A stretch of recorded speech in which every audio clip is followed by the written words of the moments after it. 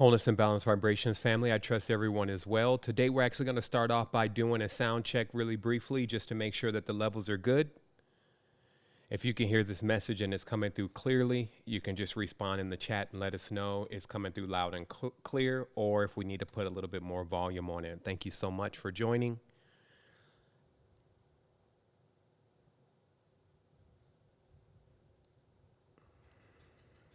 Of course, here we are on Sunday. This is episode 4 of the Secret Energy podcast, where we look to dig deeply into the metaphysical aspects of our lives and our existence, but also merge all of the bodies, mental, physical, and spiritual, into one, to remove all division that is plaguing our consciousness, the nemesis of existence, and to come into a greater alignment with ourselves and our message and the energy in which we are continuously spreading to others. So important. All right, so everybody's saying I'm loud and clear, so let me go ahead and get this camera booted up. Let me just see where I'm at since last week with the questions, and I'm going to go ahead and get started after I locate that spot. Thank you so much again for tuning in. I see a lot of familiar faces and some new faces. Thanks so much for joining in, and also even sharing this beautiful message with others that you feel will be inspired by what we have to offer. And we're headlong into 2019, so this means that we're facing the end of the year here. It all goes by so fast, right? And this is why it's also so important for us to get the most out of our existence, because time in itself is finite, meaning that you have this space now to do as you wish. And you have so many mentors, you have so much encouragement, you have so many things to actually ingest that'll benefit your soul throughout your existences. You know, why focus on the things that are not going to do that? So let me find that spot and then we'll get started.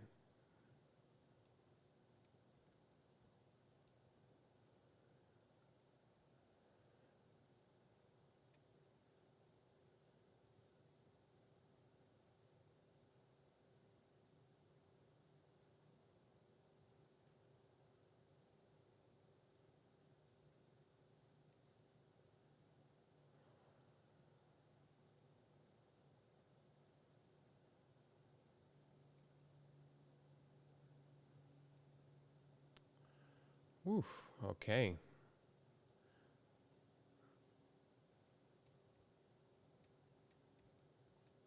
All right, it looks like we've covered a lot. We for sure have really dived into quite a few of these metaphysical questions over the last 3 shows.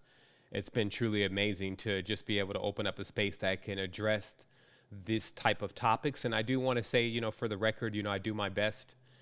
You know, a lot of this stuff, it's a paradox anyway. So no matter how you answer the question, it could be seen as, you know, not exactly the answer that somebody was looking for. And so with that, you know, again, we just do our best and try to deliver a very clear and sound message.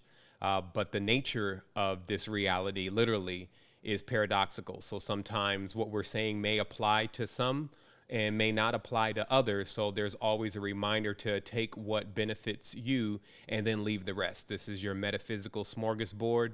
You know, you can definitely come in and get all you can eat. And also you can discard all that you can purge. So that's what's up.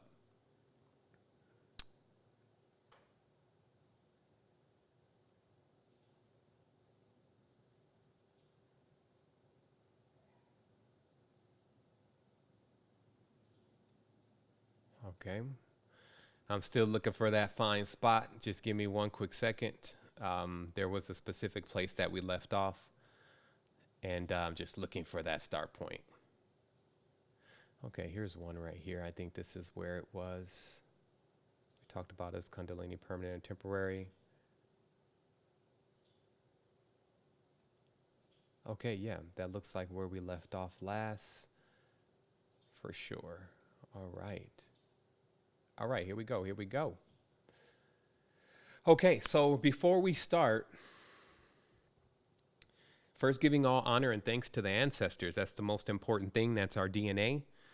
You know, everything here is really about memory, if you notice, like memories. If you really think about it, like From the time that you began, it's been about knowing and remembering how to do things. You maybe start off on a blank slate with a few primal instincts. That's like the basic palette.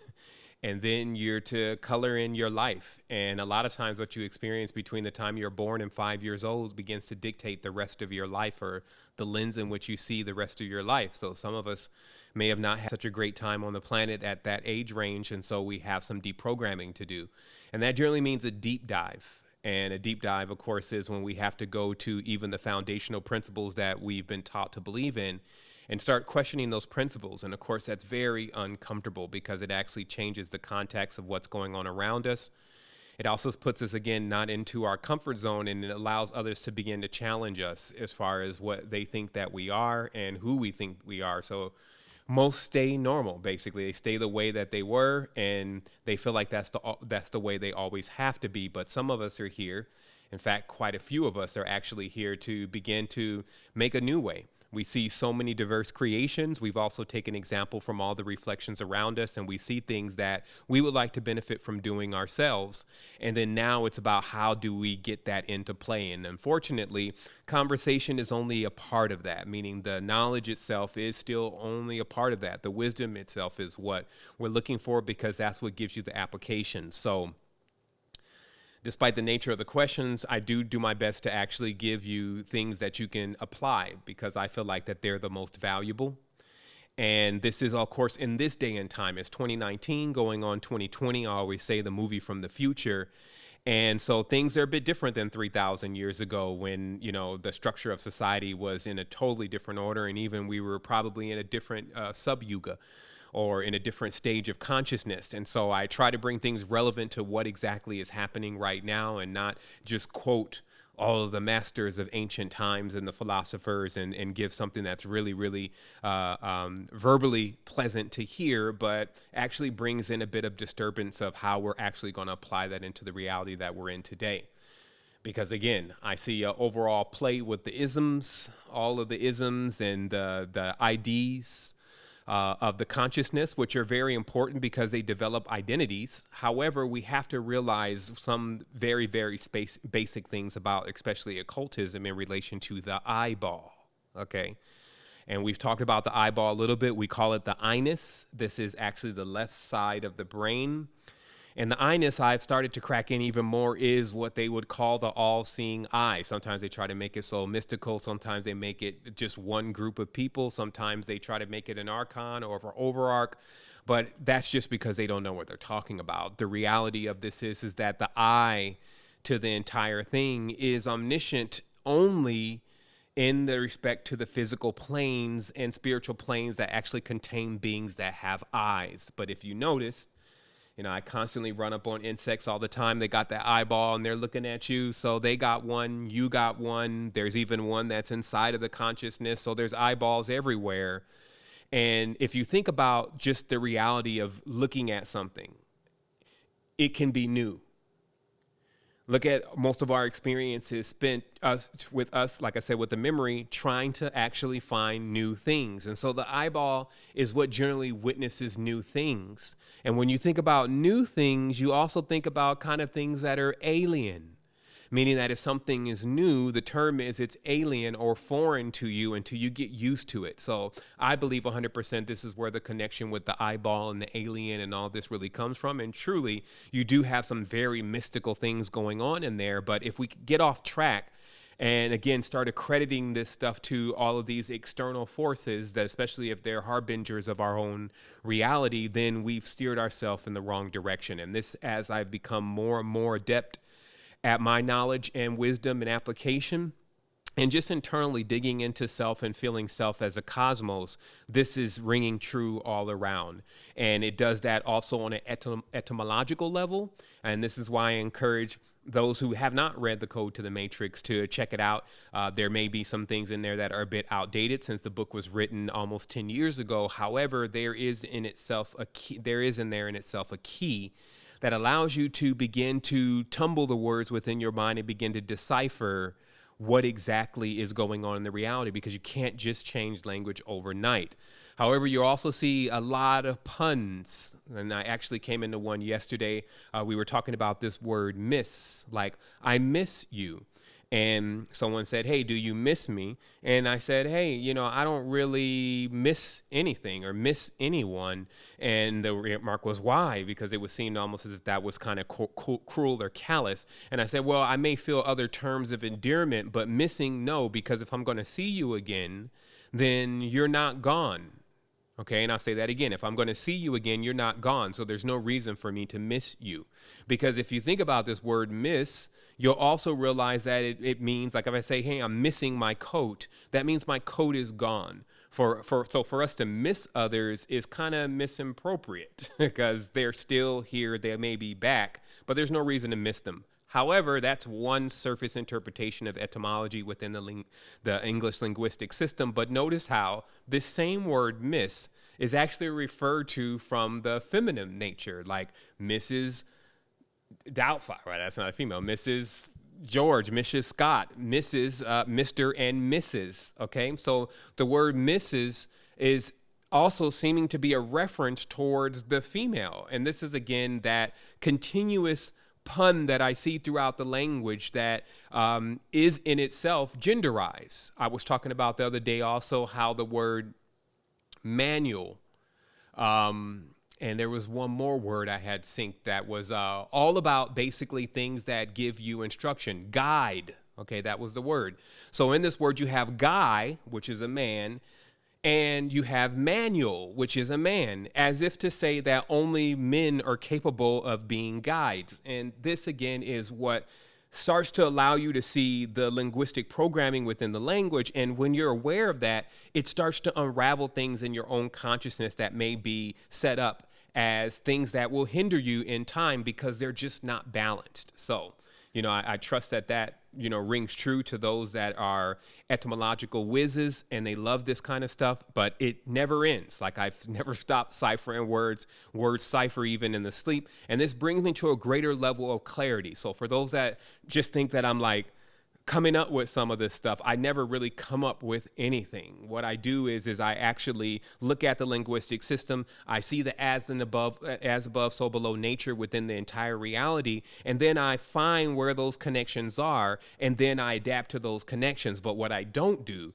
is when I find those connections, turn tail and run from them and insist that they do not exist because maybe I've been taught, or maybe I think, or sometimes even maybe I feel like I know that there's another truth. And this is, what happens at times when we depend on our intuition to actually explain to us everything, but our intuition is miscalibrated.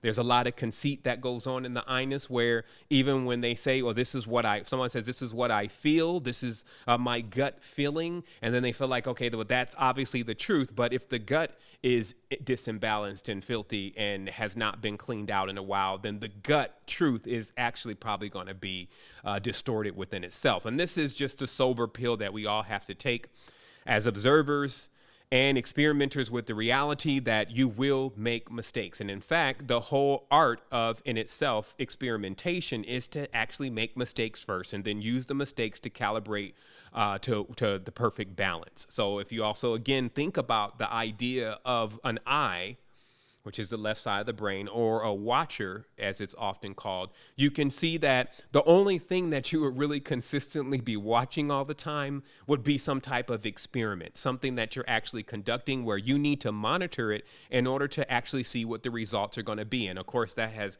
lent itself to a zillion different kind of conspiracies around things watching us and things learning from what we're doing and even running us through drills. But truly, you have the same power as every single thing else in this galaxy with that eye. And so you can either observe others observing you. You can either become the observer and start to realize what's happening in this great expanse. As they always say, there's a level up in the consciousness when the observe shifts to the observer.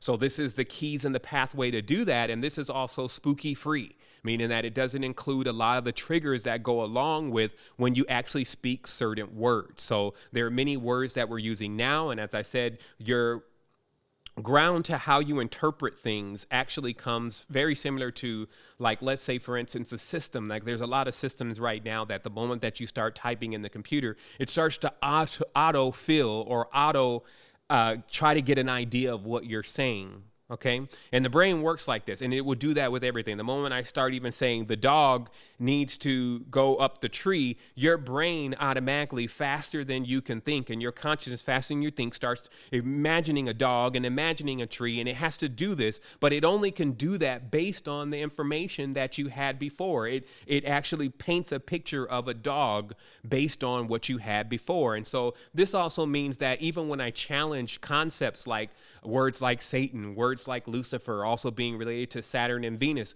those words, though, they set triggers that actually equate for most people to movies that they've watched that people were involved in these kind of things. And then they start to adapt those ideals into the truths of what I'm talking about in relation to those two archetypes. And then it becomes distorted for them. And this is pretty much the whole of reality at times in this entanglement, where it takes you to have strong discernment and adepthood to be able to actually wean through a lot of this BS, literally, and start really seeing the truth. And even just a side note to that, like, I came across, for whatever reason, this guy, I think his name is Christopher Lee. You know, he plays Saddam Numspar, Dracula, and all these different people in these occult movies. And, you know, you could clearly tell that this guy is involved in that stuff, right? But he has these videos that keep popping up on YouTube of how he says that he's basically not involved in that kind of thing. But then he goes and elaborates on different aspects of it. And he was elaborating on the aspect of him playing this Satanistic role that he was sacrificing these different things inside of a church. And he starts to elaborate on what Satanism really is and how it's a concept to turn every single thing that would be good on its head and upside down. So if the cross is right side up, they turn it upside down. If they're going to do the ritual, they try to find a holy place to actually do it in. Then they desecrate the holy place and all this kind of stuff. And the reality was, this is a very short video, but what I actually was able to glean from this being's consciousness is that even the idea of Satanism itself is actually turned upside down. And this is just, again, a sidebar here, but to show you how it all really works, because they're telling you directly, we turn everything upside down, and we call that Satanism. But what if even the word Satanism is actually their first advent of turning things upside down? Because I believe personally that Satan, the original Satan, if you may, or Sat, was the original founder of the original church, and that old son or that old king or that archetypical father actually was the one that was bringing this certain level of spiritual knowledge, whether that was for better or for worse. Clearly, every being has 2 or 3 different poles, but it's just, again, that act of realizing that now these usurpers have come and created all these buildings and done all these rituals, and now they got all these different backwards churches, and they got all these people believing in this dogma of an external God that's not really real. And to me, that's Satanism. From the title, starting at the title, turning that upside down, meaning that's not what the real title really is, and then going from there. So do you see how what supreme knowledge allows you to do is it allows you to not omit anything, meaning that you actually just see things very clearly. You listen to every single word that's being said, and you don't omit anything. However, what supreme wisdom allows you to do is to not stay in the folly because of the contextual agreements that others, including yourself, may have made. And what that means is that if in society they say it really means this and it doesn't, you have to be at a point where you're ready to actually expand beyond where society has been able to reach. And that's why I always said, personally, in my own memoirs, if 9 billion people are doing something, but I find within the codes and the keys that it's not what I'm supposed to be doing, I'm not doing it. And that's what's carried me so far. That's what has allowed me to go into all these different vistas of not only intelligence, but also application.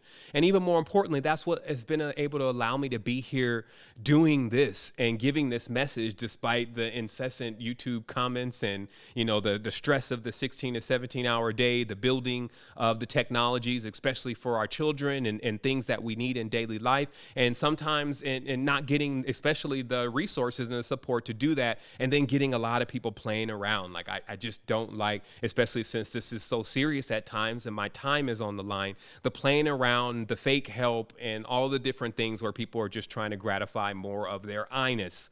When what I want to do is I actually want to train my consciousness to balance itself back out by not only being aware of the collective state of consciousness, but also being aware of how to balance the two, meaning to stop this war that is going on between both sides of the consciousness, i.e. reptile, mammal, light and dark, sun, moon, etc., all of these polarities, and actually stand in between them as a referee. Notice a referee is wearing black and white. The referee is the one that steps in the middle of the two poles, the two sides of the brain wrestling themselves, Cain and Abel, or Jacob down the ladder, the angel wrestling against the flesh, and actually pull them apart and get them to begin to work together. Because if I don't, then I'm going to be locked in this forever and infinite entanglement, which should be, if anything is scary, it would be that. An infinite entanglement of experiencing existence as a separate being only, rather than separate, collective, but a synthesis, merged, which is a realization of when it's a time and a place to use each of those powers for your benefit. So the first thing here that's a question is, what age should a child start meditating and breathing, the breathing techniques? And I'm going to not be as sarcastic today, because I did see a few notes that say, well, if people are asking questions and you make fun of them and blah, blah, blah. And I really do be joking, because I don't think that there's any such thing as a bad question. Also, I may have been in this for 10 years, all my life or whatever, but some people may just be getting started. And so what I've done is I've lent myself to, being available for those that are even just getting started on this. But I do like to keep it a little bit more interesting by shooting some comedy in there. But I will try to try not to hurt your feelings. I will try not to hurt your feelings as much when questions are asked that seem kind of obvious, meaning that when questions are asked that actually answer themselves. So I think with this question, a child starts meditating and breathing already. It's really about whether we're taking that child out of the meditation and we're taking that child out of its ability to breathe. And what I mean by that is, from the moment that the child comes out of the womb, truly, that is a very deep meditation that they're in. And there's oftentimes this quiet and stillness about the child. And of course, they're taking their breaths. Now, there is a stage of cognizance where they can start learning techniques. And that cognizance these days is actually happening earlier and earlier in life.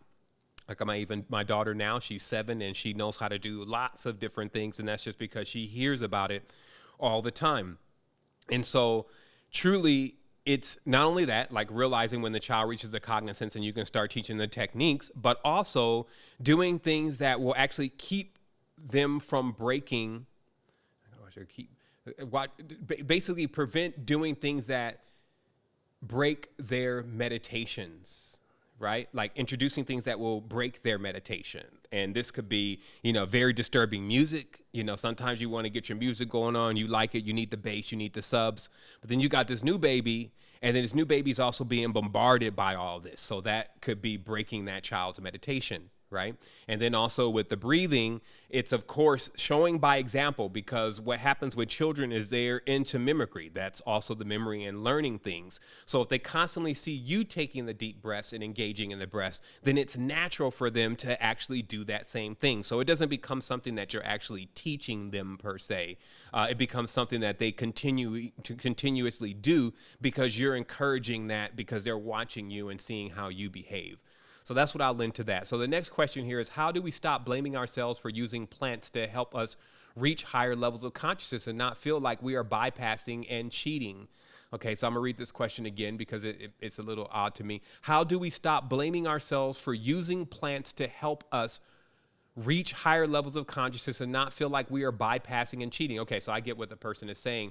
The reality to this is that if you let others dictate to you what is right and what is wrong in respect to what you feel you should be doing, and also accepting blame from others, you have to be on point with this. Obviously there's constructive criticism. Obviously there's guides and mentors, but there's also that aspect of you that is you, that you have to always say, well, this is what I want to do. And if it's something that you want to do, I would uninstall things that say you're not supposed to do that, because then you're never going to get to the full completion of whatever you're doing. I find in life that anything that you engage in, especially for a prolonged period of time, you eventually get tired of doing it. And so anything that you're saying, oh, that's something that I want to do, and you feel like you want to do it, it's best to actually explore that within yourself to finally get to the point where you're saying, okay, I did that. Let me move on to a more refined aspect of it. So in this case, I don't think one should blame themselves for utilizing things in the reality to allow them to peer into other aspects of their consciousness. I don't think that I think that in one side of the consciousness, mainly the I-ness, it doesn't really want to experience the totality. So it's naturally going to begin to reject things that actually push it into that collective aspects of things. But also, just like the referee needs to jump in sometimes, you get some that are actually so deep into the collective that they've actually lost the identity of truly who they are as far as what they're here to do with their uniqueness. And that could actually be equally as dangerous, because then what you get is you get this massive group, which is functioning as a collective, great. But the issue with collectives, because there are, is that there's little growth. There's little new things happening in the collective. Everything feels like it has already gained everything that it needs, and that there's nothing else to add to it. That is, again, the pros or the cons of being actually in a collective. So if you can imagine in a group, and they talk about this, that would happen in the tribal setting quite often, that in the tribal setting, that you would seldom see anything new. Everybody was into the old custom. The custom was practiced at this time of the week. And also, you can even witness many of these cultures. They actually have a holiday almost for every single day of the week, and every single month of the year, and every single year, and every 5 years and 6 years. And this puts you into this cyclic behavior where, just like a collective is, it's very much like a circle where you never can really break out of that circle. It's just like there's no new innovations, as if there's nothing new. And this means that every being there actually stays in that type of consciousness and has a slower amount of growth. Now, again, the benefits of this is everything has been tried and tested. So generally you don't run into things that nobody has seen before. But again, the drawbacks of this is also not being able to really explore and to gain new levels of awareness to enhance or synthesize things that may have been been concrete before. And that's what, so this is also why you would want to have a firm grip and a strong grasp on both sides of your consciousness, so that you can understand if you're doing one of those in the extreme level. As I said, you are the arbitrator, you are the referee. So you got to be the one in there saying, how am I keeping the balance here? So that's what I have to lend to that, instead of feeling like you're cheating and, all this. Just think about also that if you stop doing it with this, to show you that it's a condition of the mind, if you stop doing it with this idea about the plants and reaching higher states of consciousness and people think you're cheating, etc., and you just stop doing that, something else is going to arrive. This is how you'll know that it's the condition of the consciousness. Now it's going to be that you're driving this car and this car has oil and you should really go over to electric. Okay. So then you may, go extenuously to try to get rid of your car. Now you bought this electric vehicle and now you feel like you got that out of the way and you're like, let me listen to a video. And then you listen to a video on somebody saying it's about looking at videos and watching liquid crystal displays and how that burns out your face and burns out your eyes and sends all this retina electromagnetic frequencies at you. And then so you turn that off. Okay, I'm gonna turn that off. All right, I'm not okay. So I'm doing that. I'm not doing that anymore. I just got to get something to eat. And then you open the refrigerator and it begins again. And this kind of life, which I actually think is a part of the bigger conspiracy to our existence, that somehow we've been locked into this thing that wants to judge us consistently as not worthy. And this actually affects our vibrational frequency. So we live less long. We don't live as long. And we're not as excited about the existence and the reality, especially like when we're children, we're not thinking about any of this stuff. And you're almost like in this straitjacket. So if you really adhere to every single thing that is being said, you can go nowhere, you can eat nothing, you can say nothing, you can talk to no one, and it becomes really miserable. And if that's what consciousness or supraconsciousness is, I'm not in. And I can boldly say that to anyone or anything around me. I don't want to be involved, because that to me, does not feel like that I'm actually expanding and I'm actually becoming more of a grander being. And I think that many will agree that same way. I'm sure there'll be a percentage that don't, and they'll thumbs down the video. But hey, I just have to be truthful with myself, especially these days, and in the maximum awareness that time is fleeting and that you need to get to the completion of many of these goals. So that way you can actually set a firm foundation and start building from there. But if it's always shaky, I don't know if I want to do this. I don't know if I really want to be with her. I don't really want to know. And if I'm going to have children, I don't really want to know if I want to start a company. I don't really know if I should start a bank account. I don't really think I need an ID. I don't even know if I should buy this car. If your foundation looks like that, you cannot build anything. And even more importantly, you can't actually put anyone else on that foundation, because the moment, have you ever seen somebody try to carry something on an unbalanced foundation, and what happens? They either break down, they fall, all those kind of things. So you have to be able to actually give yourself also a visual of what is happening inside of your consciousness. And that visual oftentimes give you the awareness of if you're going to be able to continuously use such principles. So let me check the chat here real quick and see if, see what's happening. All right. So it looks like everybody is in good stages. I'm not going to read too much in there. Whoa, watch that chat box.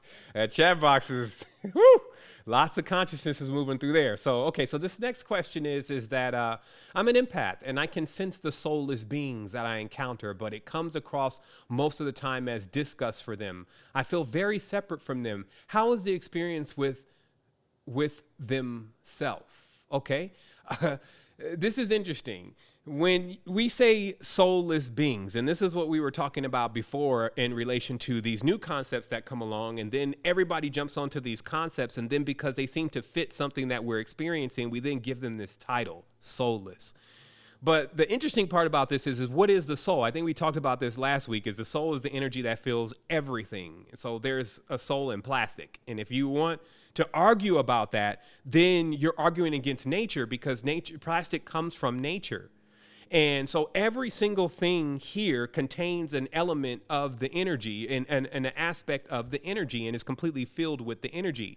Now, of course, the grades, the qualities, the amounts and all that, you can leave that up to the alchemists in order to determine what are the measures and things with that. But just to say that it has none at all, that's an extreme. And once one forms a foundation on something like that, there are soulless beings. Now, there are beings that don't contain as much soul, but there are no beings that don't have any soul. And then again, when you're even saying soul, maybe you're thinking about empathy, not so much as a soul. And that's what, in Sanskrit at least, they do really well at separating all of these things. In English, they do a horrible job because they make one word to account for everything. So you could say, well, I come across unempathic beings that don't care about others. That means beings that may be tied more into the reptilian aspect of the consciousness, which is one side of the brain. So they're into the I-ness themselves, and they don't really care about the collective and the whole mammalian warmth and all that kind of stuff. And so they lack empathy in that way. And when you kind of try to send a beacon out to them or ping them, they're like, get out of here with that. I don't want to be loved. I don't want to be held. Look at you. You look stupid, blah, blah, blah, blah, blah. And then that's the energy that you're feeling. But to actually say that they're soulless, then that's an incorrect interpretation of it. So how do people that don't have empathy fit in with the experience of self? That's the part of self where one has not gained empathy yet. Meaning that it's almost as if that, especially in the tribal setting, things like empathy are trained or honed in over generations. That's why you generally have shamans, or you generally have medicine women and men that actually come from long lineages of their fathers and their fathers' fathers, and then also in the mothers and mothers' mothers, and the tribe even electing them to be able to do these things because they can do stuff like, as what we called as the pinnacle, leading us into the wild hunt, meaning giving us the ability to actually be able to sustain ourselves by guiding us to the things that actually nourish us to completion. So this is a very important aspect of something that we need to remember, is that not everybody has empathy, because many are just beginning on this journey and haven't had the pleasure yet of being involved in a mindful spectrum where empathy is used as a tool in order to be able to be more harmonic with those that are around them. So one strand DNA versus two strand, three strand, four strand, then we keep moving up the ladder of lights from there.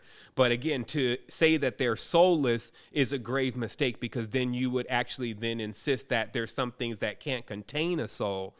And this gets you going in the wrong direction. So the next question here is, aren't these numbers arbitrary? Do we rerun program routes by saying I'm this number? Do we even get the free of the Arabic number system if we get free of the Arabic number system if we think in those terms? The reality is that the interesting part about numbers is that numbers are not something that you have to necessarily be trained or taught. Numbers actually come across as an embedded way of us functioning. So if I say 1, 2, 3, 4, everybody's second digit, like whatever they're saying when they're counting, because counting becomes like something we do early on in the game. Like you have 2 bottles, not 1. You have 5 rocks here. You have 1 mother. So those archetypical numbers are not necessarily programs and intents to things that are going to harm you. They're actually guidelines to how the sequence of the cosmos even moves. So I don't think personally that you would be rerunning any kind of program that would be detrimental to the consciousness, seeing that, of course, even the language that we're using is a program. So if we start going at, again, the things that make up the foundation, things that have been tried true for thousands of years to even how our ancestors are functioning, and then all of a sudden we want to rip that out of the way because of a misconception that may be the evil one, what then happens is we actually rob ourselves from having the ability to come into direct alignment with who we truly are. So it's like, if I remove all your cognizance, I remove your language, I remove your numbers, I remove your history, and I remove your past, I remove your presence, I remove all of these different things, which can be deemed by one as not being beneficial for them. This is the new trend, right? What are you left with? Right? What are you really left with? You're left with nothing. So I think that what we have to do is we have to figure out how these things are serving us. And that's why they say in that scripture, no weapon formed against me shall prosper. Really, in the original text, what this basically means is that there's no way that a weapon can be created against an adept mind, because an adept mind can see everything, even poison, as being useful in some way, shape, or form. And the adept knows how to put that into their mind in the proper place in order to actually benefit from it. So thus, those weapons cannot be used directly as weapons against the adept, because everything has its place. So with this being said, I don't think that we're in a position to be trying to remove something that is the foundation to how our consciousness has functioned throughout the cosmos for a countless period of time, and especially if we don't know the full rigging of it, meaning that most don't know the real connection between the numbers 1, 2, 3, 4, 5, all the way to 9, and how they stand for the archetypes and the flopping, if you may, or the procession of how we come into existence. And also even combinations of numbers bring us back into that same equation. So for the adept, he's not throwing out, or she's not throwing out the numbers, because they actually become the integers of the archetype in which they measure reality as you know it. And because you have to function inside and outside of time, inside and outside of reality, or reality and actuality, you have to function in both of those spaces. You're going to need those metrics. But again, what I will say, though, is that if there's a proper misunderstanding about the numbers, like mainly how that 2 is a product of what happened with 1, 3 is a product of what happened with 2, but basically being able to bridge in between these numbers rather than saying 1 is that by itself, here's 2, that by itself, and now realizing how they connect and how they morph into each other, then you would, of course, then miss the natural progression of what exactly is going on around us in nature. So to remove numbers would then, from our consciousness and what they truly mean, would be to remove natures. And that's why I was saying math is ma'at. And the lowest form, and this again is something that you have to take with this, the lowest form and use of numbers is counting. So to use numbers for things like money, I got $100, I got $1,000, I got 50 likes and 1,000 likes. That's the lowest form that numbers can be used, and actually was always basically it was always, if you had a teacher and a master in the old times, they encourage you not to use numbers for counting. It was seen to debase the number. They would want you to learn numbers from an archetypical level because that was the highest use. So I trust that that makes sense. So the next question here is when in the 0 point field, where you are feeling the energy of your body like a water, what are the best ways to use the energy to manifest your reality? And I spoke on this before about when you enter an energy field, especially a 0 point field, if you can reach that space, you've only been able to reach that space because you've disengaged the part of the consciousness that's like, did I reach 0 point yet? Oh, I feel something. I feel it. It feels good. Because the moment that you interject into that kind of space, it's almost like you're throwing you're putting a stick in the spoke, and now the spoke is going to lock up, and then you're going to trip. So if you're trying to then say that, how do I use that kind of energy to manifest this particular part of my reality? And then you try to use that to project what kind of reality you want to see next. This is also incorrect because you wouldn't be able to visualize the reality that you want to see next and then stay in a 0 point field. And I guess for me, I couldn't. So what I resolved from the whole thing is that I should just build energy. Because energy is vibration, energy is perfection in itself, because it'll allow you to stand up like a top. So you know how when you're spinning a top and it starts to go, really, really fast, it stands up straighter. And in that, every single thing that is in that field is also reflecting the state of that top. So instead of saying, okay, I need to go and meditate because I'm trying to get this car or this house or this job or this certain stage of consciousness or whatever, it's better to just go into the meditation and just reach the field and then allow yourself to get more familiar with the energy, but not in a stage of like, this is what I need to do with the energy, because the energy itself is so hypersentient and so quantum. It is basically the vessel of fuel or receptacle that is used for manifestations that reflect the kind of energy that you're bringing in. And this is, of course, why there are others that practice in different kind of arts that bring in chaotic energies, and then they use that energy for chaotic actions. Versus if you actually get into this stage, you balance the energy, and then you stay in that field, everything that's going to come forth from that manifestation is going to be a reflection of the kind of energy that was cultivated. So what I'm saying is there's virtually no need, because the mind does that enough subconsciously anyway. Once you come out of the meditation, it does gander off into what exactly it wants to experience and what it feels like is the most ideal. So the consciousness will actually synthesize that and then start to really create that future and that present for you. But if it has no fuel, which is what you're predominantly getting from the 0 point field, is unidentified fuel, a panacea, a fuel that can actually be used to propel anything. And that's really what you want to do with the energy is. And that's the process. So build the energy. And the easiest way to do that is by not thinking of anything and then having a large repository for it. So that way, when your consciousness has now shaped up a synthesis of what it feels like you should experience next, it has no issue with actually taking you into that stage, because it has the fuel in order to get there. So we're going to keep going through this. We're almost an hour in. We're going to have an hour and a half today, and then we're going to adjourn promptly, just because there's an infinite amount of questions, but we do get through as many as we can. So the next question is, how do you personally keep from being hooked by negative reactions? And let me bring this down here so I don't have to keep looking up. Maybe that helps. That kind of helps my brain. Okay, let's see here. How do you personally keep from being hooked by negative reactions? I would say personally, practice, of course, and then also studying NLP. There are masters in every category. Like some have doctor in front of their name, some have psychologists in front of their name, and some have occultists behind their name. And so really the reality here is that we're in this collective, and that's why it's most important to really stop the judgments and the blame games and all this kind of stuff, because that can actually prevent you from expanding and learning.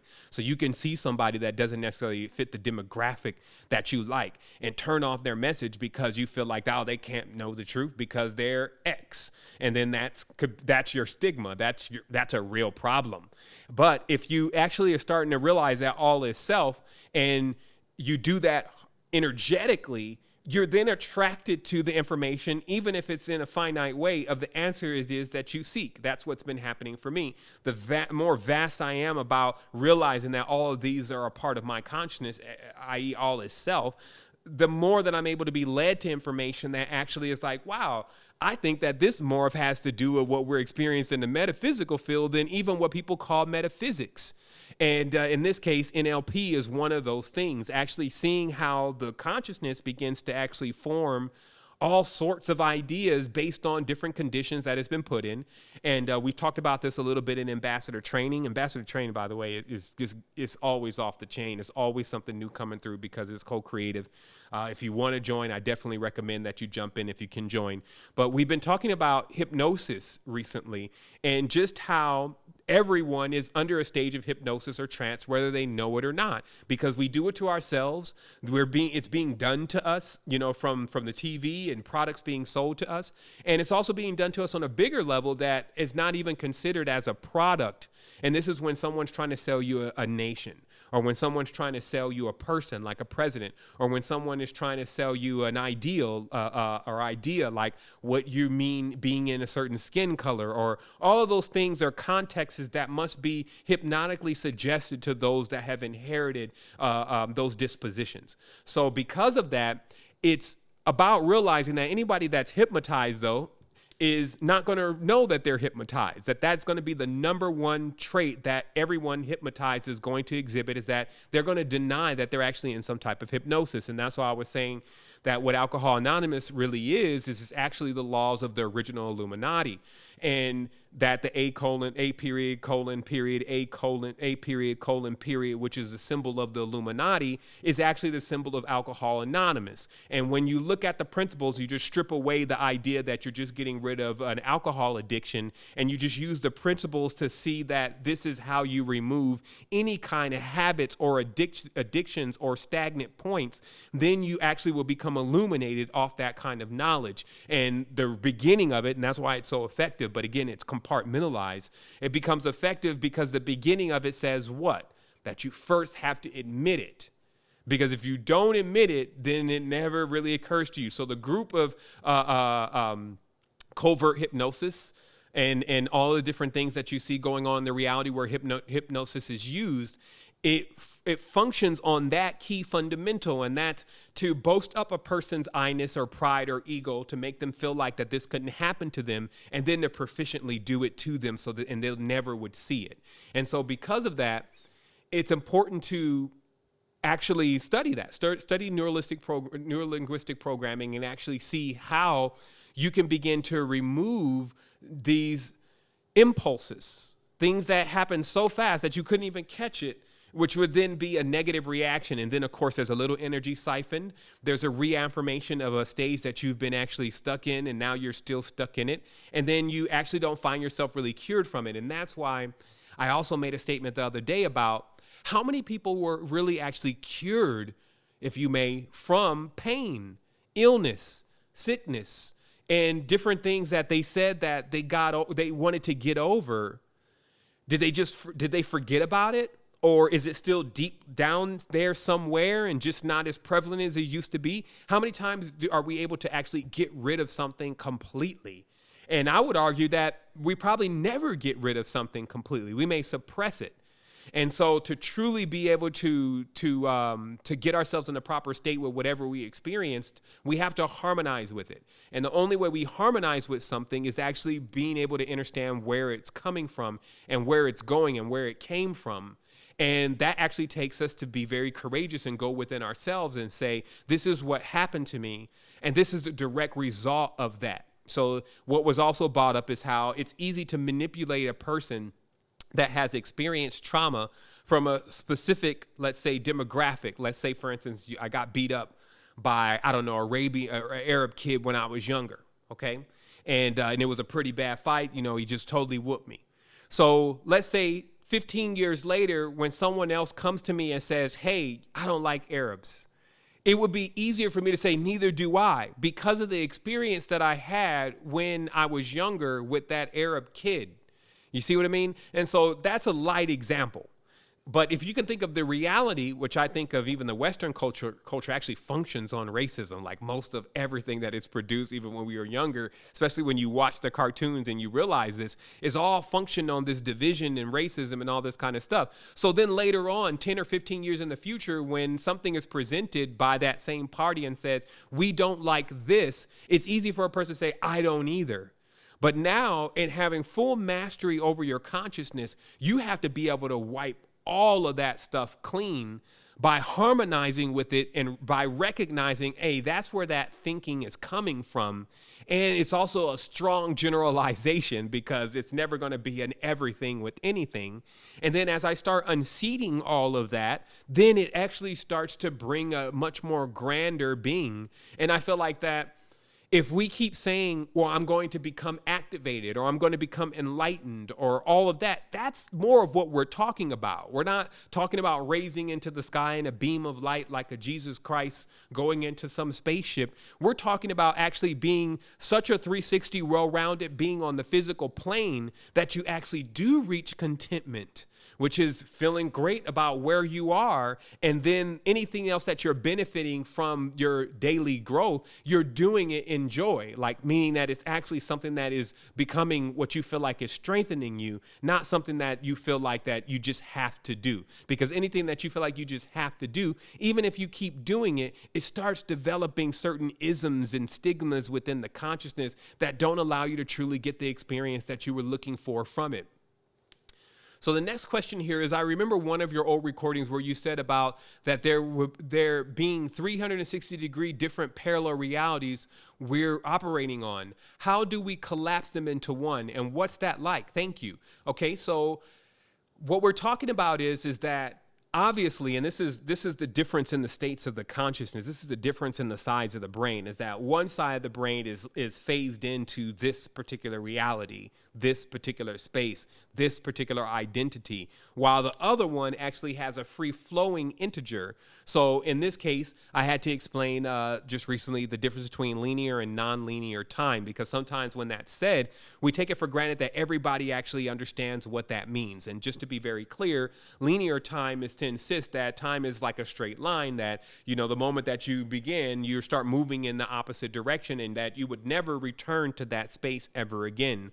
Because after all, if something is going infinitely in one direction, it can never return to that space. But time is actually really more of even beyond nonlinear. It's more of like a entanglement. It's more of like knots in itself. And so this means that you take these different passageways then through time, especially based on the bodies that you're using, physical body, mental body, spiritual body, etc. And sometimes you can actually take a left or a right onto something that everybody thinks is straight, and then end up in a totally different part of history and time. And an example of this is that if you start adapting sometimes alchemical principles, you find yourself more of like 3,000 years ago.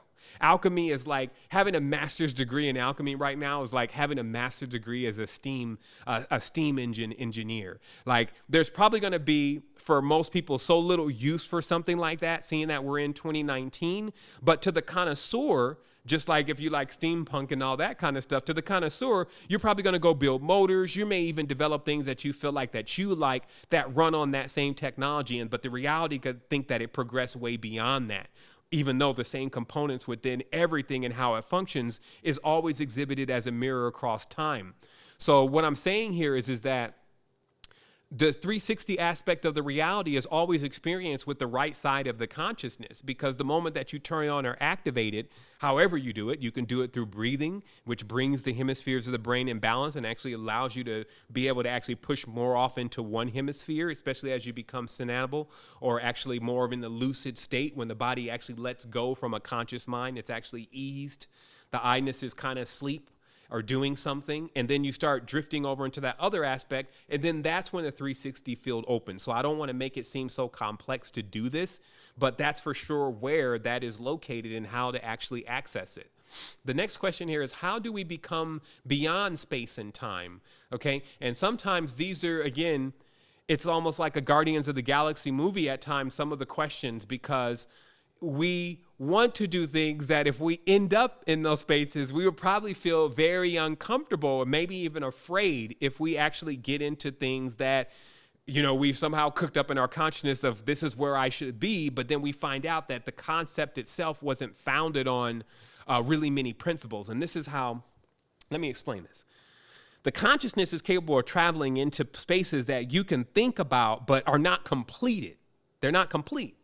So this is like, I can be in a dream and I'll be in a world and there'll be certain things that are missing because the projection is not complete. And because it's missing, the whole world is kind of missing certain components, okay? So if we booted up a world that didn't have space and time, there'll be certain things that would actually operate so strange, you wouldn't even be able to navigate the space. And this is because I thought there was a question also, and so I'm answering this question now about what is space and time? And the easiest way to actually interpret what space and time is actually distance.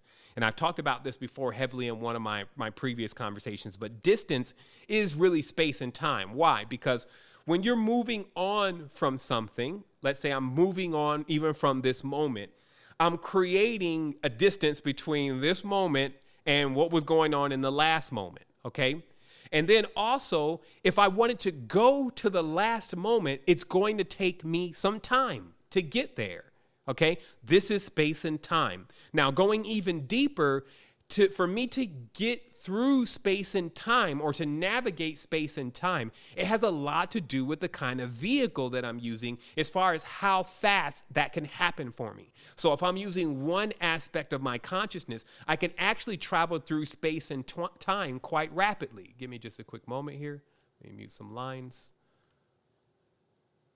So I can actually travel through space and time quite rapidly versus if I use one of my dense bodies, I may not even be able to make that travel.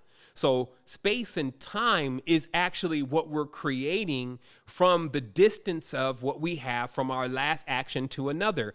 And even because we're in a collective, others' actions and when they did those actions. So let's say a Nesut-Bit or a pharaoh was in the pyramids doing something at a certain space and time. And now the distance between when he did that and even the mindset that he or she was in when they did that, that is creating the quotient called space and time. So if I use a certain vehicle, and we talked about this of how the body is a time machine, that the true ship, if you're looking for it, you're sitting in it already, and some are just in a crash landed ship. And that if you wanted to travel to the past, that you can actually do that.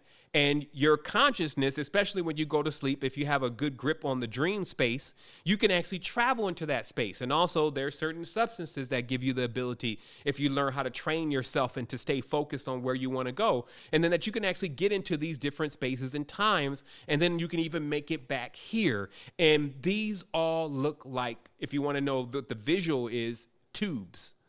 It looks like these tubes or these cords or these cables or these, what I say, some of them are even knotted together, that you're traveling through in this particular these vehicles that you're using. And then you're getting into the essence of what it was like to be in that space. And what gives you, because here's a little bit more on this, once you get to that space, what happens is that you don't necessarily arrive there because you're not actually using that part of the idea of the consciousness that you're calling you. What arrives there is the being that being or that part of you that is capable of seeing through the eye. So everything that has an eye in that room, even from the fly on the wall to the pharaoh themselves, to the animals, the cats, all those different things are things that you would be peering through and experiencing the reality through, because that is the open or the opening or the gateway or the portal into that space. Okay. And this is where a lot of the power really is. And I can't go step by step and tell you this is exactly how you do it, because it takes honing in many things: diet, intellect, connections and stuff that have to do with the cosmos, empathy, lots of different things that we talk about on the journey of adepthood. But I can give it to you in a very crystal clear way of why you would be able to do that. And that's why they say, oh, eyes are portals. And it's because when you have access to that stage of consciousness, you can see through all of the eyeballs that were present during that time, because the eyeballs are what connect the ends of the tubes. Like them being spheres actually turn into that on a dimensional level into these tubes. And then the tube becomes what you're traveling down, and then you're peering through that eye. And then now you're watching and experiencing the situation that's taking place. So that's how that works. The next question here is, what do you think about Terrence Howard and his research on the flower of life and unlockings?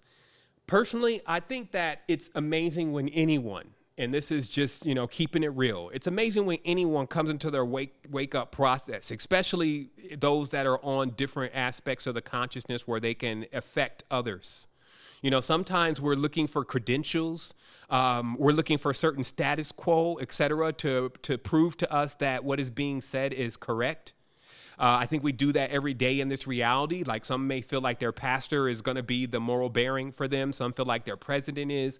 Some feel like their parents are. Some feel like that they're the only ones that can do that. But of course, we take mentorships and we take advice from others, and we take that advice to heart.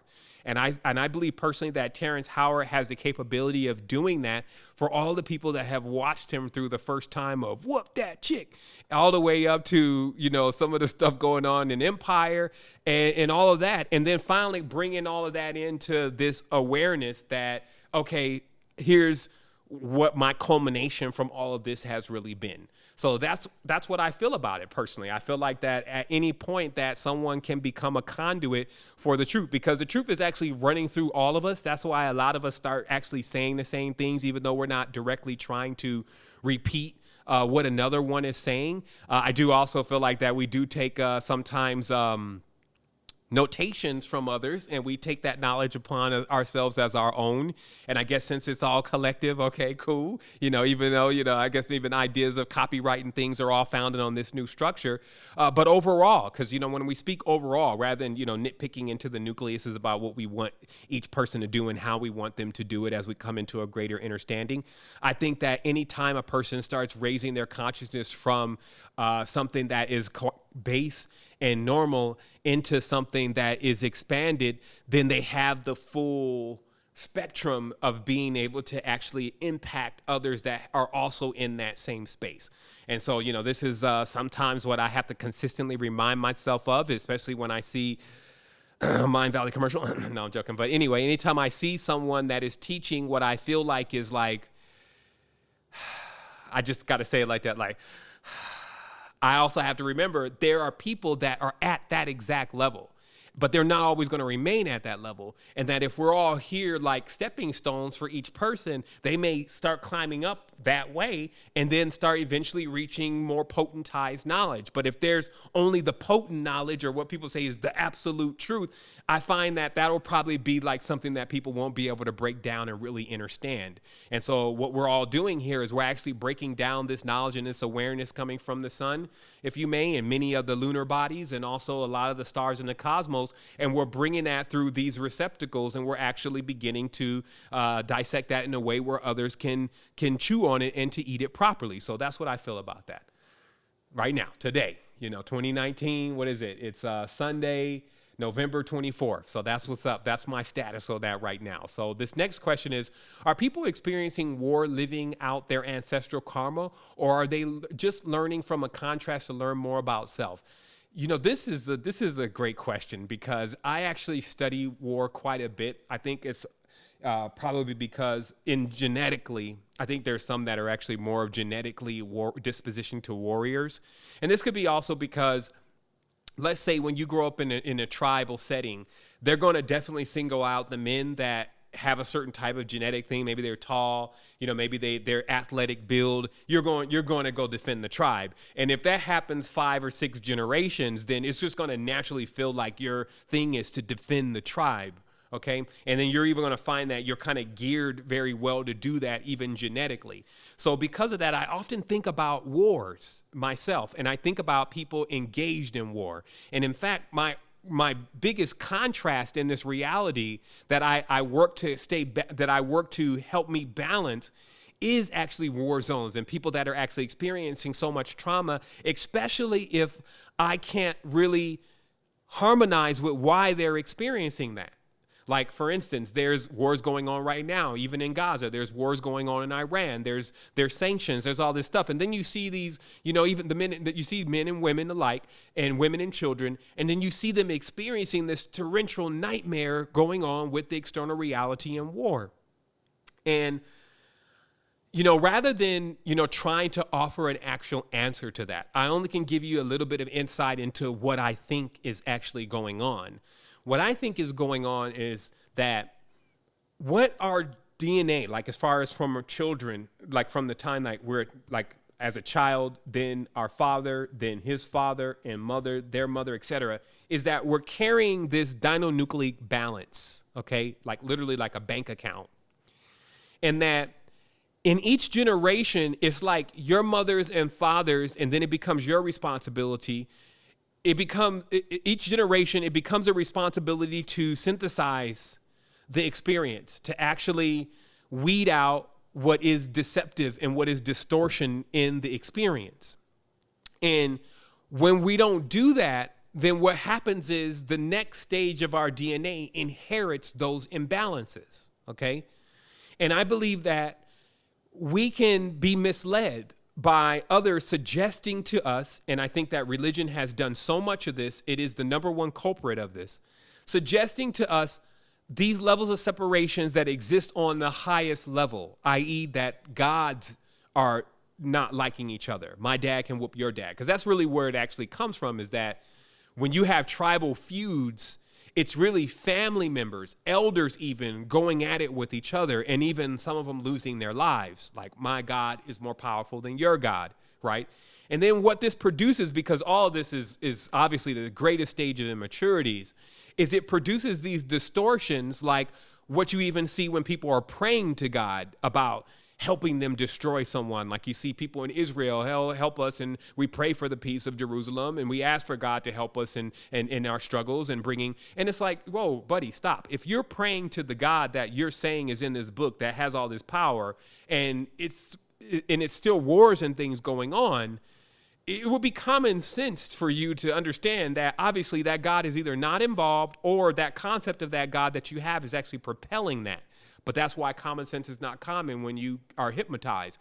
Religion, to me, is one of the greatest stages of hypnosis, because it works on the highest faculties of what you can perceive as being greater than self or a part of self. So this is also Islam alike. And so these two being locked into this war, and then the parents not really balancing it out, but perpetuating it, is spreading to the children on a nationwide level.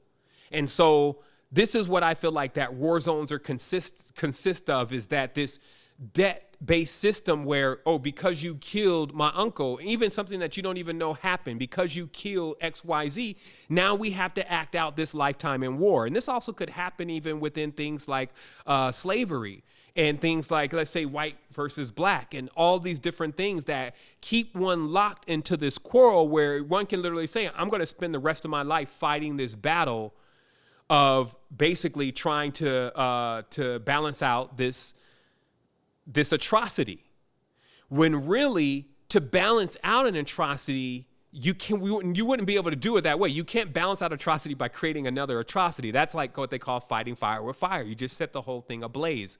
So I think that doesn't become as obvious when you're in heated battle, just like it doesn't become obvious when you're in an argument. Some people want to defend themselves. They don't want to actually use the technique that is going to bring the resolution. They just really want the other person to feel the pain that they experienced, or to feel the retribution, right? So that's what I feel personally is happening. And I feel like that it's happening on such a massive scale, it's become infective, because when you see someone else do something, then you also feel like you're entitled or even responsible for also doing it. And then I feel like that those who have removed themselves from that environment, but digging deep first, which would be the religious tradition, many of the the so-called customs that have been learned that actually are not harmonic customs, when they start digging deep and removing that, they actually find themselves getting away out of those spaces altogether, whether that's they actually get accepted as refugees, if you may, into another country. That country is not so hostile. They start raising a family there. Now, 2 or 3 generations later, they're not experiencing that type of war-like environment. And so that's what I believe personally is going on. I feel like that I could easily be, if I hadn't adapted a certain stage of my own level of awareness and adepthood, still in the hood, still at the meet and greets where, you know, they're talking about who the enemy is and all those different kind of things. And would that really propel me into the stage of consciousness that I would be my gift and my inheritance and my allotment? I wouldn't even really know anything about that. All I would know is this struggle. And I wouldn't even know how to get out of that struggle except for by using things that actually would entwine me deeper into that struggle. So that's what I feel like is going on. And yeah, I mean, this is an ode to everyone in realization that there's a lot of responsibility that goes on when you put a child into this world. And when you don't adhere to that responsibility, meaning you don't really realize that, hey, if you're teaching your child this and you haven't checked back and seen where the origin of this even is coming from, because that child is you, you're going to reap what you sow from what you are teaching, because that's how all of this has to work. So nothing is being done wrong. And that may sound wild to you, but that's exactly how it is. Nothing is really being done wrong because you're saying, I'm going to add 4 and 4, and the reality is going to give you 8. But you may be looking for 9. You may be looking for other numbers. You may be looking for another outcome, but that is not what you put into the computational system. And you can then even be trained. This is how you get to what you're looking for, even though there will be no examples. If not, there may be 1 or 2. In a place of 9 billion, there'll be 1 or 2 examples of somebody who was able to reach it that way. But for the masses, they won't be able to reach it that way. But that's what we say. Common sense ain't common. Hypnosis will prevail. Emotions will take over. And then one will be locked in and tied into this warlike loop that is also happening in the consciousness, because people that are polarized at times into these different fields, these ideals, politics, religion, all of that kind of stuff, they're extremely polarized. So these wars are also taking place in their consciousness. And then, like I said, someone throws fire onto it by killing an aunt, bombing a country. And this locks these forms of consciousness into a never-ending battle until someone decides, and many walk away from these battles one at a time. Until there's nobody standing on that battlefield, then those wars will continue.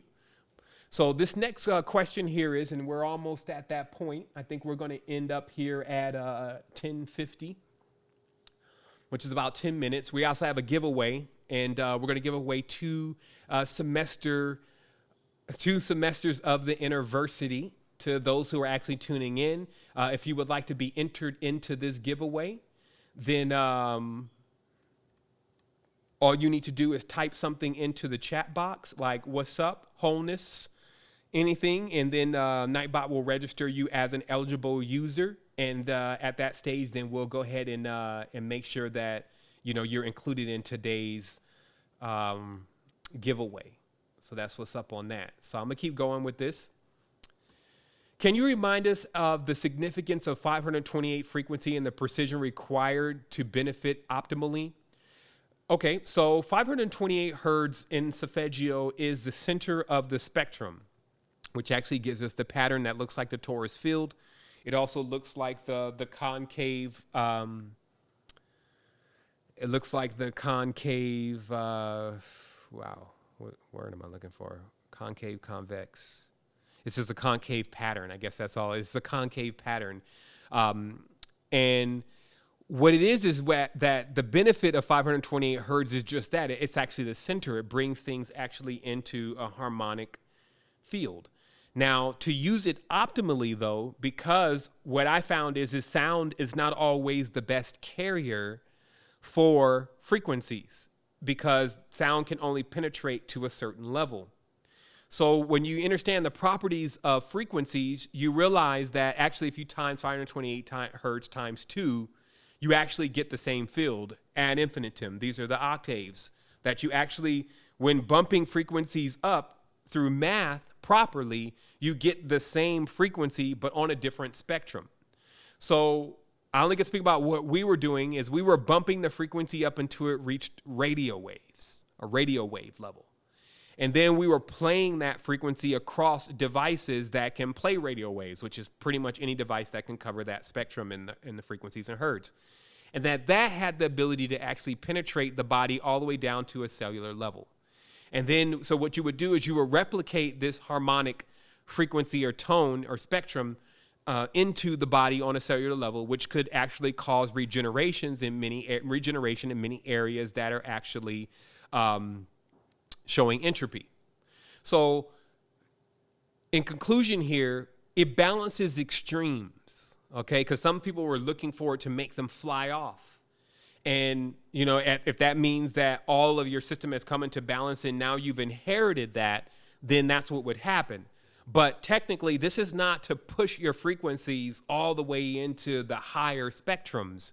It's actually to harmonize frequencies and even take frequencies that are too high and bring them into the middle, and take frequencies that are too low and bring them into the middle and actually create balance. So this is why many people that use the 528 hertz, because even the sound does help, sometimes they don't feel like that they got the benefits that they thought they were going to get from 528 hertz because they were thinking that, hey, this is going to take me into a whole nother planetary system.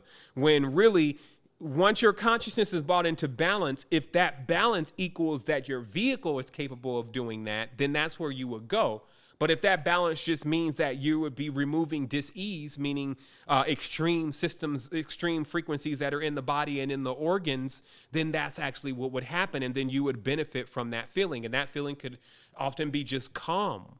It could often be contentment in a certain way that, okay, you know, I feel like that I'm harmonized with the reality around me. It could ease you when you're experiencing things like an argument and then you got all this anxiety. So that's really the use of 528 hertz. I mean, there's a plethora of other uses, but that's what it's doing. It's not raising the frequency into this high spectrum to where you can glide across stuff, but it will correct the frequencies and put them into the center. And if that correction means that your consciousness is at that stage, then that's what you'll inherit. And I said that quite a few times that way. And it's because that we develop consciousness over time, space, distance. We're developing and creating and honing in our consciousness.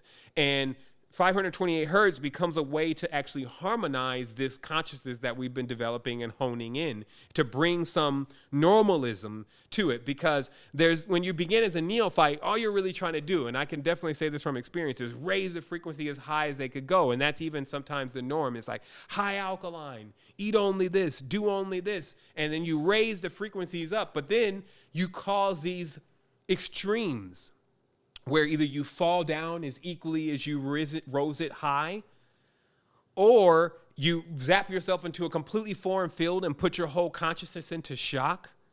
And many of the other things that come along with raising the body into higher frequencies. Of course, there's pros to it. You get your eyes open really fast. You become aware of things that you weren't aware of at all. It becomes a shocker. It can jar you from other, especially lower polarities that you can be stuck in. So there's many benefits. But ultimately, what the adept is doing is actually harmonizing all the frequencies, because we're looking to do this infinitely. So somebody who, like a high frequency, runs off really fast is going to get tired really fast. Someone who never even starts running and lethargic and lazy is never going to get anywhere. Someone who's running at an optimal pace can do that pretty much infinitely, and actually is experiencing more of an imbalance, and also being aware of the things going on around them. Because if you're raising your frequency really high and there's others that are around you, including animals and insects, that can't handle those frequencies, then you make it uncomfortable for them. And then, of course, if your frequency is too low and then you have others that are around you that are not, on that spectrum, then you can actually pull them down and drain them. So truly what you're looking for is you're looking for that balance, because what the balance does is it's also a big instructor. So 528 hertz also is a great instructor. Hydrogen is also a great instructor. And what these instructors do is they say basically to things around them, look at me. Look how I feel. I'm balanced. You may want to inherit this. You may want to do this. So even somebody that's way up there is like, I really rather be balanced. And something that's down there says, I feel like that is more attainable for me than that up there. And that's how we bring things into balance. So we got 3 more minutes. Let's see.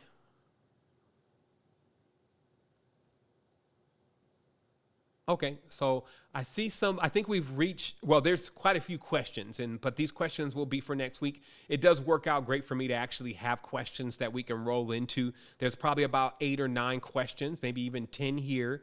And so we'll get to them. And also, we want to let you know, even though Real Search is being worked on, I think it did have a little bug, and we're debugging it now, so it should be up soon. But if you go to the website, that you can actually find on the right panel, and obviously we're working on the website all the time. We're finally getting the search in, but it's still a little buggy, so we're still working on it. But if you go to the right menu on the website, you click it, you'll get to what's called Real Search.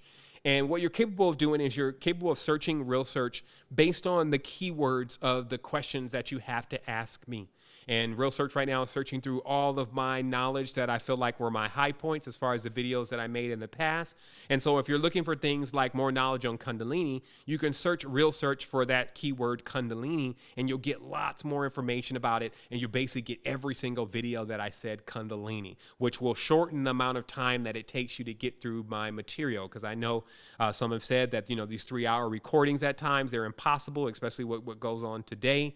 However, this is a perfect way, and some say also I skip around a lot. It's just me. I deliver it the way that I do. I don't think that anything is wrong with it. I can't inherit that disposition. But what I can offer is I can offer something that will allow you to pour through that information a lot more easier and precisely to get what you're looking for. So let's do a giveaway. Let's go ahead and do some giveaways. In fact, I'm going to give away 2 universities, and I'm going to give away 1 bottle of 15 grams of She Legit to Quit. And that's what we're going to do today. So let me see here. Let me get Nightbot booted up. And then also let me get some, let me get this screen share happening. Also, I wanted to say thank you to the moderators that were jumping in today and assisting with this call. All the pillars in the tribe. I mean, wow, we've been at this for years now, and still keeping it real, like still bringing this knowledge and actually doing it even unapologetically, constantly learning, not staying in the stigmas, the isms, like this is, the only thing that I have and the only thing that I'm doing. I have a feeling that next week there's probably going to be more questions about the diet thing, since we've already brought up veganism being in question and vegetarianism being in question. That's the topic that we're also covering in ambassador training right now. We're taking a deep dive into diets, and then realizing that we actually should be more seasonal with how we're consuming food, and that we should actually not be polarizing ourselves or getting caught up into dogmas and isms, and how that could be directly used against us, and how it actually would put us in a stage of health that will actually be less optimal. So you can even jump into a diet thinking that it's going to actually assist you in becoming more strong and more healthy. But then you have to also realize that there's real knowledge around these diets that could really say that, hey, this diet is really more for cleansing, and you're not going to feel as physically as strong as you keep cleansing yourself and as you keep removing different bacterias and all this kind of stuff. While this diet could be more fattening, so that way you have the strength to be able to stay in it with everyone, because you would have a better ground. And that each person, because we're actually in these different climates, and we're also in these different skin suits at times, we have a dosha that's actually different, then we're to begin to use knowledge that allows us to calibrate a seasonal approach to what exactly we're putting inside of our mouth. And that hence the term why you call seasons for food seasoning, because it's to change this food's taste. However, we need to be doing that on a real level, actually changing the types of food that we're eating based on the actual season that we're in. So that's what we're covering right now in ambassador training. It's proving to be very instrumental, especially as we're driving into 2020 and getting ourselves ready for this experience that we're going to have. We're never in the same space. It's important to remember that how the cosmos is moving, there's so much uniqueness happening, and all of us are on board here. We're never in the same space. So this means that we have to prepare like a captain, and this is what we were talking about. A captain plots their course using the stars before they take off in the big boat, okay? And each of us are riding in very elaborate craft, very elaborate systems, these bodies are. They're better than the iPhones, better than any of the technologies. Even the quantum systems that are being invented are only mimicking the body. And because of that and having that and being responsible for that, you also have to, one, take mentorship from nature, because nature is the body, the planet is the body. See how nature is handling things, because the body has seasons and is seasonal and is temperamental. Realize that you can't polarize yourself. You're not the North Pole. You're not the South Pole, really. You're not just the North Pole and the South Pole. You really want to be on the equator.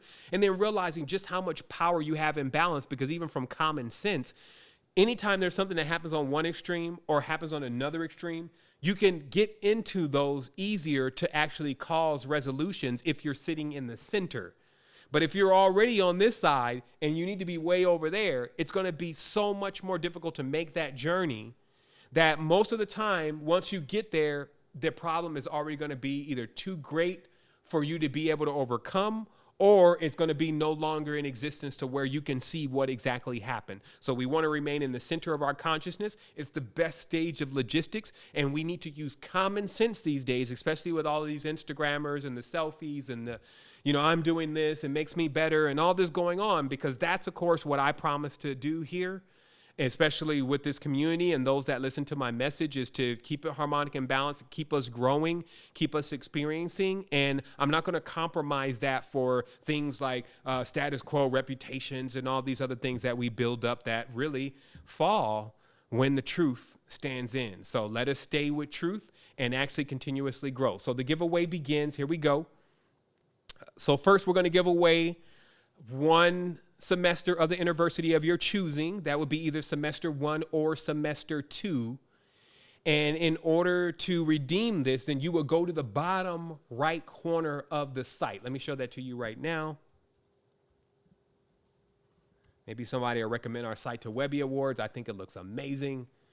Actually, I'm logged in. Let me log out real quick. Or it'll be here too. Should pop up here in a moment. Oh, there it is. Like I said, this is the one day that it's not there. So down here on the bottom corner, let me squeeze my screen in because I see that you have it there. So right down here in the bottom corner, this is support. So if you win today, just hit us up in here and say, hey, I won this. Give us your first name, last name. If it's something that needs to be delivered, like the She Legit, give us your address, and then give us your YouTube title so that we can go ahead, or your YouTube channel name, and so we can verify it, and then we'll get that out to you. And then also, if you win a course, just give us your name, your email address, and we'll get you set up properly. Also, you can gift this course. If you have this course already, you already are a subscriber to the university, you can gift this course to one of your friends, and that means you would just give us their information. So also, that right menu that I was talking about is here, and Real Search is being worked on. I know one of our developers that really works on this. He was out this week. So, maybe I click on that. I'll have like what Tesla had when he tried to break the window on the big truck this week, and they didn't, over tested the whole thing. So that's where Real Search is. Hopefully it's working right now, but it should be within the next 48 hours. So let's get the rolling happening here. And here we go. So we're going to roll it, and it's Jack Berryman. Wholeness and Balance Vibrations, congratulations. Also, you are now going to the university, my guy. So definitely hit us up in the bottom of the chat and on the site and the support, and we'll get that course. Let us know if you want semester 1 or semester 2.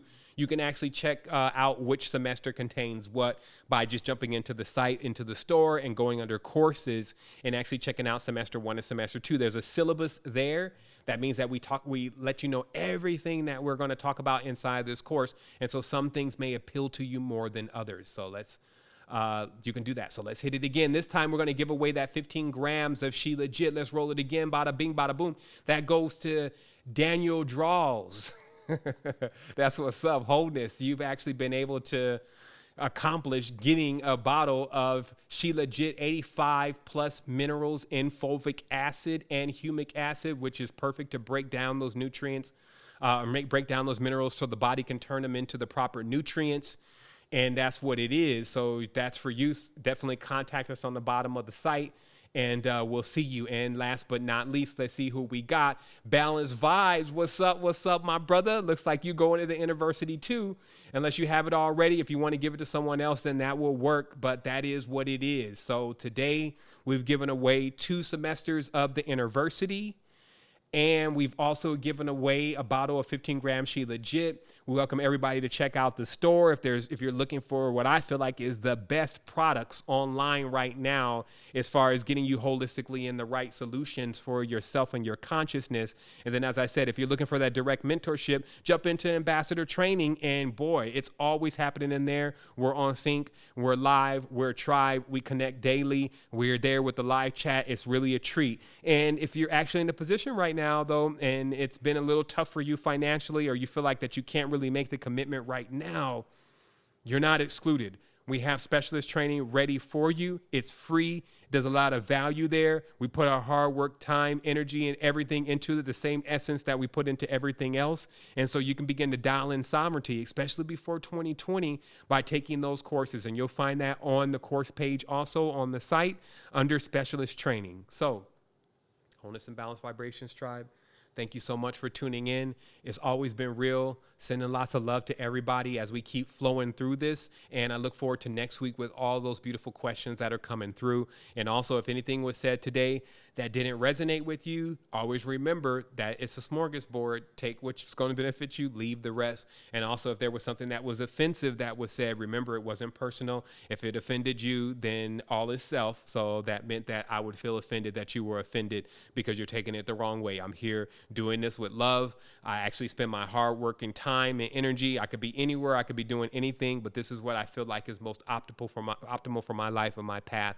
Now, I've been here for 10 years. I'm not going anywhere in relation to leaving people and leaving them behind and all that, but I am constantly going to another stage in my exploration of my own consciousness. And in that, I'm also exploring your consciousness too. Me and you are the same wholeness.